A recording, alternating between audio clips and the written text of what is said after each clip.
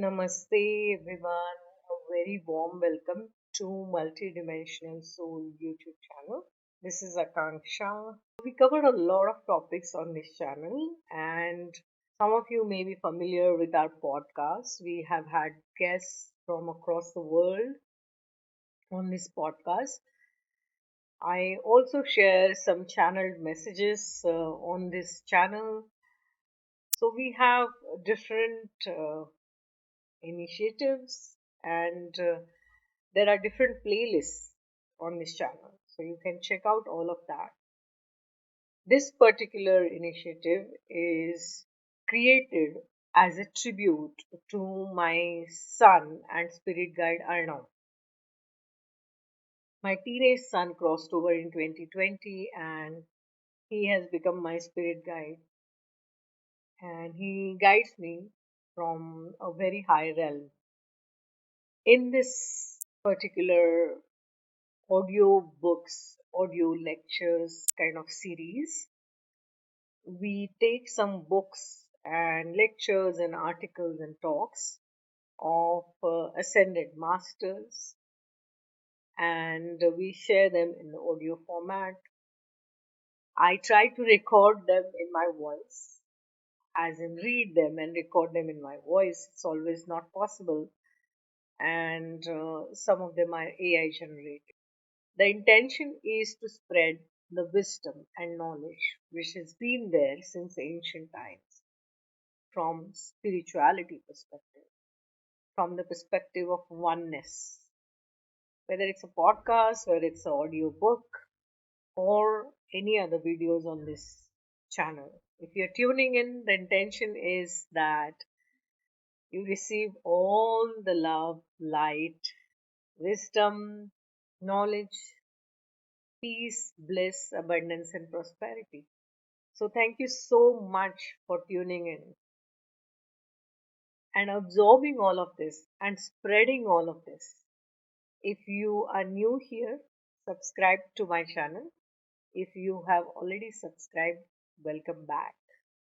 Now we will move to the audio lecture or article or talk for today. Lots of love. Namaste. How Feelings Mask the Soul. By Paramahansa Yogananda. Then the beholder, the soul, is established in its own state.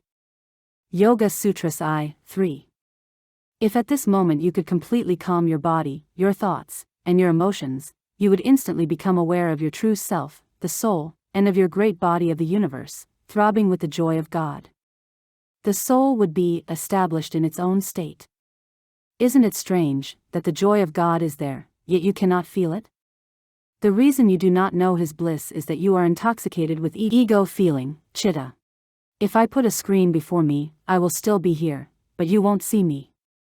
Take the screen away and you will see me. So, the screen of feelings arising from the ego, ahamkara or body consciousness, hides God's joy. Remove the screen through meditation and you will behold that joy. Your real nature is calmness. You have put on a mask of restlessness, the agitated state of your consciousness resulting from the stimuli of feelings. You are not that mask, you are pure, calm spirit.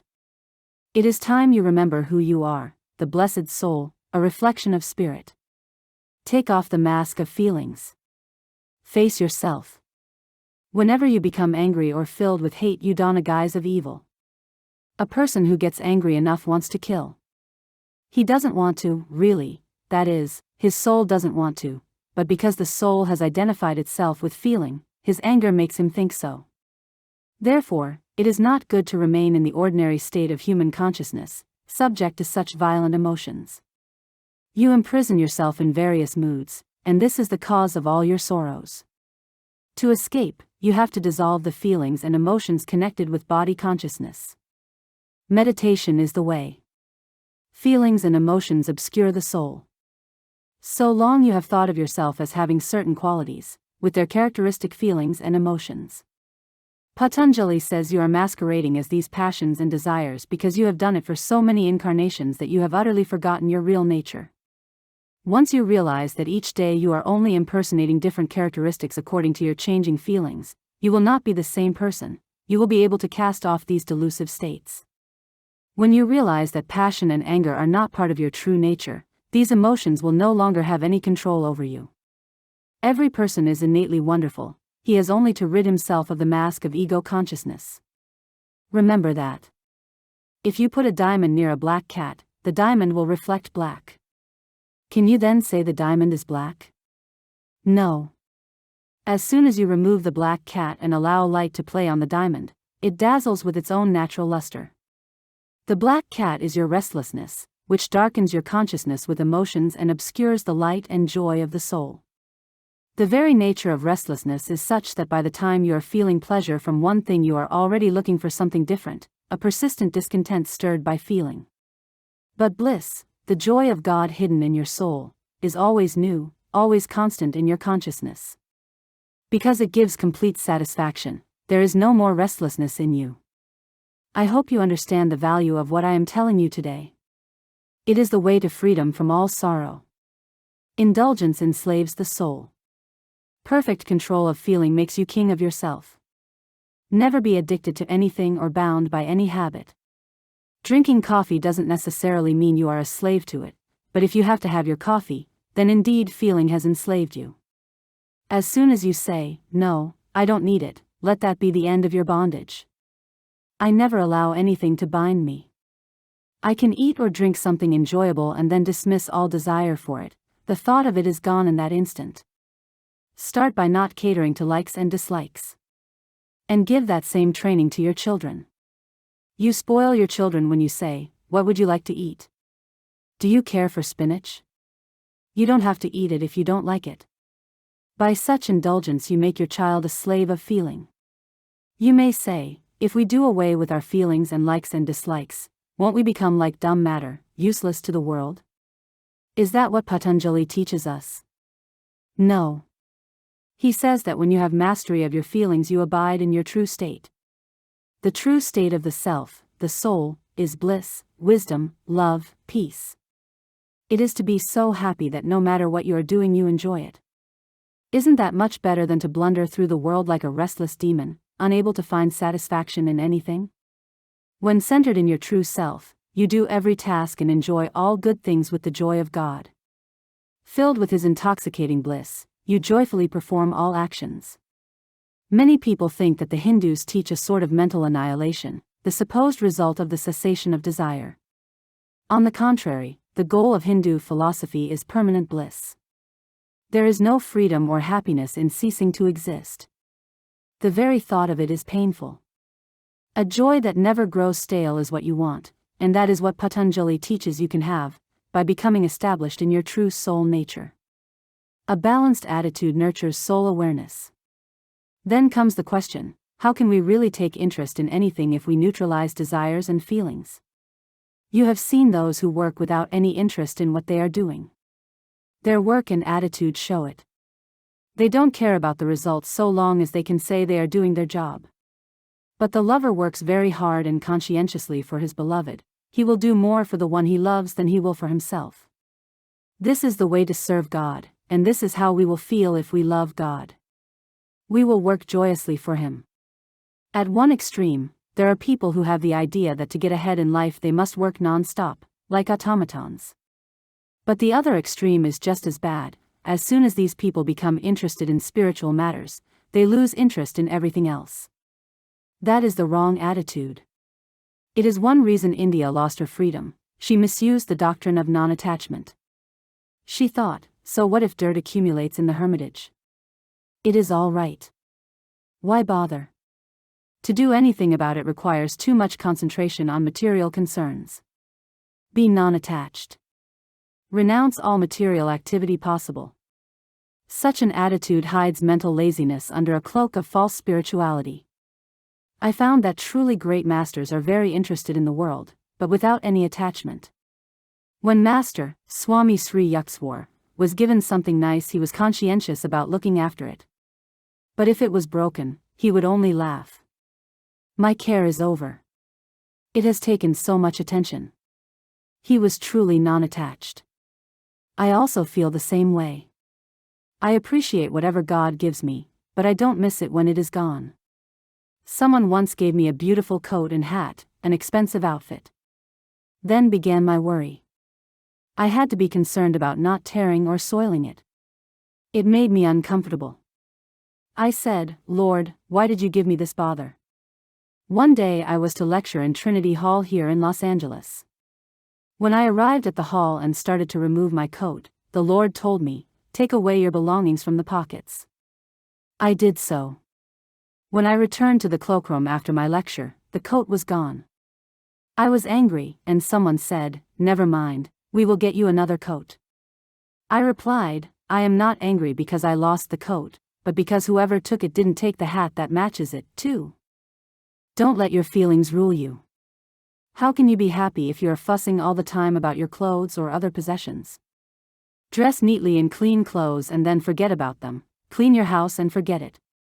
Once I was a guest at a very nicely arranged dinner party. I had much enjoyed the dinner, but our hosts were so nervous lest things not go right that it marred the whole affair. Those who are sensitive feel your nervousness. Why worry? Do your best and then relax. Let things go on in a natural way, rather than force them. Then everyone around you will be relaxed, too. Activity is not life, it is the expression of life. But some people are so constantly active that they make themselves miserable, exploding with emotion.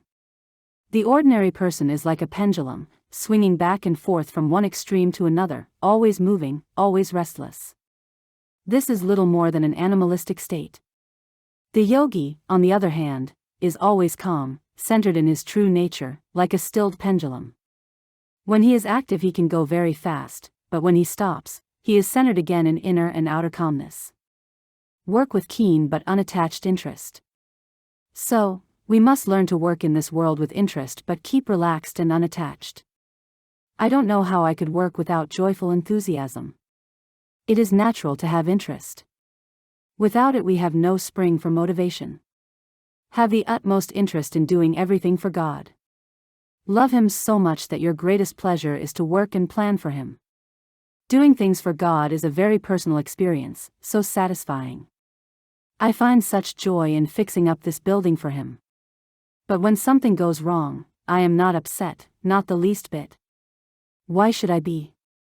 I did my best. Yes, I will try to do better, but I won't let adversity disturb my calmness. Isn't that a wonderful thought? Why not? You didn't create this world, God did. Why should you think you live in this world only to please yourself? To live for self is the source of all misery. There was a time when I looked at the flower and enjoyed its fragrance. For me and mine. I heard the call of the brook, and it was for me and mine. Now I wake from that dream and hear. It was only for thee and thine. The yogi's thought is always, for thee and thine. He says, I am here in this world for only a little time. Why form strong attachments? I don't know why I am here, but God knows. I will work for Him. I will try to follow not my own will, but what He wants me to do. It was this surrender to the highest wisdom that gave Jesus the strength to say, Father, if thou be willing, remove this cup from me, nevertheless, not my will, but thine, be done. From this, many religionists have the idea that one shouldn't use his will. But if you didn't use your will you would die, for willpower operates every physical and mental process. It is right to use your will, but with wisdom and direction from God. Otherwise, if you use your will wrongly you will fall into error and suffer the consequences. Krishna said, those who have mastered their minds become engrossed in infinite wisdom. They have no further interest in any fruits of actions. Freed thus from the chain of rebirth, they attain the state beyond sorrow. Motive is criterion of right or wrong action. Watch your motives in everything. Both the greedy man and the yogi eat. But would you say that eating is a sin because it is often associated with greed? No. Sin lies in the thought, in the motive. The worldly man eats to satisfy his greed, and the yogi eats to keep his body well. There is a lot of difference. Similarly, one man commits murder and is hanged for it, another man kills many human beings on the battlefield in defense of his country and is given a medal. Again, it is the motive that makes the difference. Moralists make absolute rules, but I am giving you illustrations to show you how you can live in this world of relativity with self-control of feeling but without being an automaton. Master used to give this example. Suppose someone asks to borrow my nice field glass and assures me he will return it in 15 days. But at the end of that time he does not return it. When I ask him where my glass is, he counsels me, "You are a master, yet you are attached to a field glass." I wouldn't loan it to him again. Another man may ask to borrow the glass, saying he will return it in perfect order. He is kind and thoughtful, takes care of it, and returns it promptly. To him I will loan it any time. It is not that I care that much about the glass, but if something is mine, it is for me to care for in order to keep it serviceful. The second man understood that I was saving the field glass so it could serve others as well as himself. The first man did not understand my motive, so he not only deprived me, but everybody else who could have used it. I didn't want the glass for myself, I was thinking of it for all. Non-attachment gives great inner freedom and happiness. All the things I have cherished most I have given away. I enjoyed them through the joy of others. The joy I get out of whatever I do is impersonal, not for self. It lies in the joy of God and in making others happy. In India I used to have a motorcycle. I rode everywhere on it, especially to visit my master in his Serampore hermitage. I enjoyed that motorcycle very much. So, one day I asked Master, "Am I attached to it?" He knew every tremor of my thought and consciousness. "Certainly not," he said. Shortly after that, I gave the motorcycle away to someone who had a deep desire for it. And I never missed it. That is the kind of freedom Patanjali teaches you to have, so that at all times you are a God, absolute ruler of the kingdom of your consciousness. You let no dark forces enter your portable heaven. Through my mind's iron bars no evil dares to pry. Calmness is the parent of right action. When you attain freedom from slavery to feeling, you become spiritually sensitive, but you are no longer oversensitive to matter. You feel pain but are untouched by it. You see this world but know it isn't the ultimate reality. You are above every limitation of body and mind, centered in the calm nature of your soul. But what poor training the world gives us you can well understand. Either the father is mad and takes it out on the children or the mother scolds without cause. What an example for the young. What a picture to place before them. It is better not to produce children unless you are willing to give them proper training. By withholding the right kind of discipline, you make them miserable all their lives. They acquire habits that prevent them from being themselves, their true selves. Of course, good habits are friends that help us, but wrong habits influence us to become demons. In the same house you may find one person tolerating everything with calmness and another who is boiling with anger, jealousy, and other disturbing emotions all the time. If you can always remain calm, isn't that much better? If God got impatient, think what would happen to this world. Fortunately for us, he remains calm. He has perfect control of feeling. One part of him, his absolute nature, is never restless, even though as creator he knows what is going on here, because he exists in all. So should we be, ever calm in our soul nature in spite of any turmoil around us. When someone comes to me in a violent state, dancing with anger, I can see that he is suffering. No matter what I would say, he wouldn't understand because of his agitation. But if I have control over myself, I can humor him until I have calmed him and made him receptive to reason. I have never lost that calmness of my soul. If I had lost it, regardless of what excuse my mind might have offered, would have lost with God. With God, that is where you must win. Inside, you should always be anchored in perfect calmness. When someone comes to you in anger, remain in charge of yourself. I will not lose my temper. I will keep on expressing calmness until his feeling changes. Then you are demonstrating perfect control of chit. To have calm feeling doesn't mean that you always smile and agree with everyone no matter what they say, that you regard truth but don't want to annoy anybody with it. This is going to the extreme. Those who try in this way to please everyone, with the desire of getting praise for their good nature, do not necessarily have control of feeling. It is good to be pleasant and agreeable if your behavior is sincere.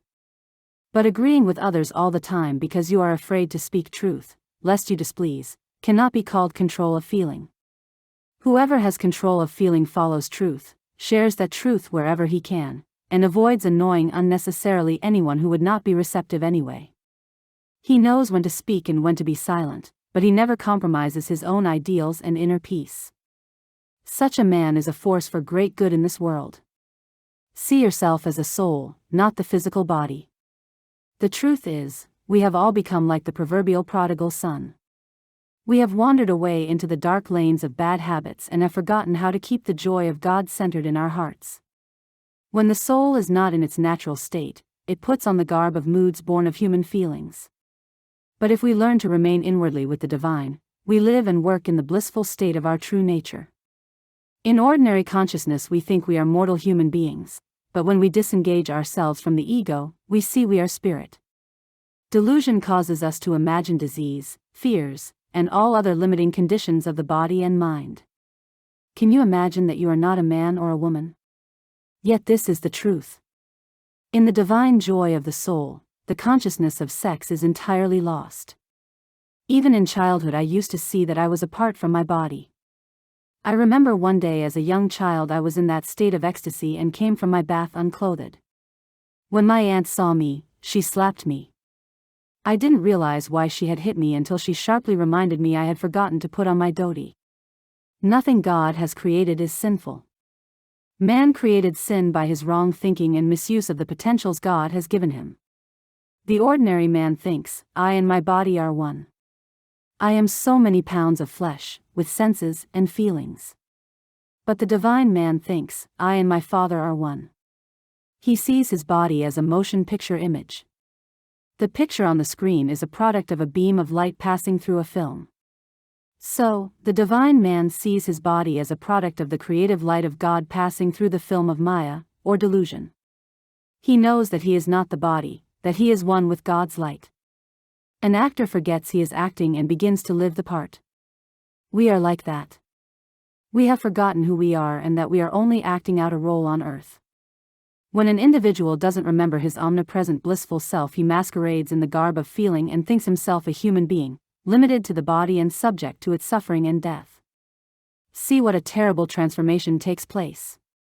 And throughout his whole life he searches for the happiness of that blissful self which he already is. The restlessness of the worldly man is such that he never tries to meditate, he never tries to introspect and know himself. To develop the mind is far better than to just work, eat, and sleep as the animals do. But to remain forever on the intellectual plane is also a sin against your true self, for although you may get to the door of realization through intellect, you don't take the next step and open the door. Spiritual development is beyond the intellect. You can open the door of realization only through deep daily meditation. Practice deep meditation and retain its effects. And what you feel in meditation, you must keep with you all the time. Too often, people meditate half-heartedly as a matter of habit, and as soon as they are finished with the mechanics of meditation they go back to their old state. You must plumb the depths of the peace and joy of meditation and then hold on to the calm after effects. Then only will you change yourself. The body reacts to the changes of the 4 transitional periods of the day: morning, the period around sunrise, noon, evening, around sunset, and night, between 9 and midnight. It is very beneficial to meditate during these times. Deep meditation and perfect control of feeling by holding on to the calm after effects of meditation, these lead to samadhi, the ecstasy of self-realization and oneness with God. But the ecstasy of sabhikalpa samadhi, in which you enjoy bliss within but lose external awareness of the body and the world, is not enough. What you want is nirvikalpa samadhi, or conscious ecstasy. That is the highest state, in which you remain outwardly fully conscious and active as well as inwardly fully perceptive of your God union. It took me a long time to achieve that supreme level of consciousness. Lahiri Mahasaya and Master used to be always in that state. In nirvikalpa samadhi you can perform all your duties and face all the tests of life without ever becoming disturbed. Thus, success in meditation is the only answer to the mystery of overcoming the human nature so that the soul can become established in its own state, free from ego-created disturbances of feeling, centered ever in bliss. End of chapter and article. The chapter, How Feelings Mask the Soul, is based on a Sunday afternoon class on the Yoga Sutras of Patanjali, Self-Realization Fellowship International Headquarters, Los Angeles, California, March 22, 1942. This chapter is a part of the book Divine Romance. The Divine Romance is the second in a series of anthologies of Paramahansa Yogananda's collected talks and essays. Included in these anthologies are lectures, classes, and inspirational writings originally published by Self-Realization Fellowship. This is a series of audiobooks and insightful lectures brought to you by Akanksha, dedicated to exploring timeless wisdom and spiritual teachings. Each recording is generated with love, honoring my journey and my connection with higher guidance, especially in tribute to my son Arnav, who now guides me from beyond. May these words awaken the divine love within you, bring you peace and inspiration on your own path, and may divine light within shine bright. May whatever merit arises from these readings be for the benefit of all sentient beings. Namaste.